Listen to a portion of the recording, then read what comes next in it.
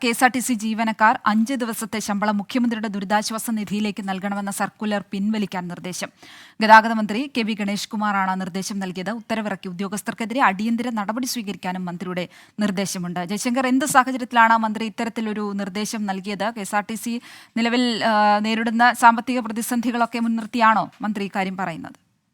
അതായത് KSRTC ജീവനക്കാർക്ക് ശമ്പളം ലഭിച്ച മണിക്കൂറുകൾക്കുള്ളിലാണ് ഇത്തരത്തിൽ KSRTCയുടെ CMD തന്നെ ജീവനക്കാർക്ക് സാലറി ചലഞ്ച് പ്രഖ്യാപിച്ചുകൊണ്ട് ഒരു ഉത്തരവിറക്കുന്നത്. അതായത് ജീവനക്കാരുടെ ശമ്പളം 5 ഗഡുക്കളായി പിടിക്കുമെന്നായിരുന്നു ഉത്തരവ്. പക്ഷേ നിർബന്ധമായി ജീവനക്കാരുടെ ശമ്പളം പിടിക്കില്ല, താല്പര്യമുള്ള ആളുകളിൽ നിന്ന് സമ്മതപത്രം വാങ്ങി മാത്രമേ ശമ്പളം പിടിക്കൂ എന്നായിരുന്നു ഉത്തരവ്. എന്നാൽ ഈ ഉത്തരവ് വന്ന മണിക്കൂറുകൾക്കുള്ളിൽ തന്നെയാണ് ഗതാഗത മന്ത്രി ഇത്തരത്തിലൊരു സാലറി ചലഞ്ച് വേണ്ട എന്ന ആവശ്യവുമായി രംഗത്തെത്തിയിരിക്കുന്നത്. വയനാട്ടിലെ ദുരിതാശ്വാസ പ്രവർത്തനങ്ങൾക്ക് വേണ്ടി മുഖ്യമന്ത്രിയുടെ ദുരിതാശ്വാസ നിധിയിലേക്ക് KSRTC ജീവനക്കാർ പണം നൽകേണ്ടതില്ല, ശമ്പളത്തിന് വിഹിതം നൽകേണ്ടതില്ല എന്നാണ് മന്ത്രിയുടെ ഉത്തരവ് പറയുന്നത്. മന്ത്രി ഈ ഉത്തരവിൽ പറയുന്നത് ഈ ശമ്പളം പിടിക്കണവുമായി ബന്ധപ്പെട്ട് ഉത്തരവിറക്കിയ ഉദ്യോഗസ്ഥനെതിരെ നടപടി സ്വീകരിക്കണമെന്ന് ആവശ്യപ്പെടുന്നുണ്ട്, ഇല്ലെങ്കിൽ നിർദ്ദേശിക്കുന്നുണ്ട്. പക്ഷേ അത് പറയുന്നത് ഈ CMDയോട് തന്നെയാണ്. അതിൽ ചെറിയൊരു ആശയക്കുഴപ്പം, അവ്യക്തത നിലനിൽക്കുന്നുണ്ട്. എന്തായാലും മന്ത്രി ഇതുമായി ബന്ധപ്പെട്ട് ഇത്തരത്തിലൊരു സാലറി ചലഞ്ച് വേണ്ട എന്ന കർശന നിർദ്ദേശം തന്നെയാണ് നൽകിയിരിക്കുന്നത്. തൊഴിലാളികൾ ഉൾപ്പെടെ വലിയ പ്രതിസന്ധി നേരിടുന്നു. ആദ്യമായാണ് വലിയൊരു ഇടവേളയ്ക്ക് ശേഷം KSRTCയിൽ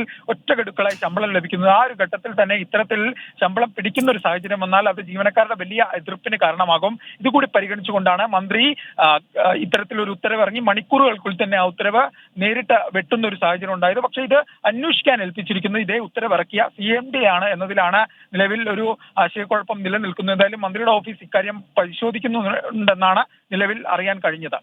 ശരി ജയശങ്കർ.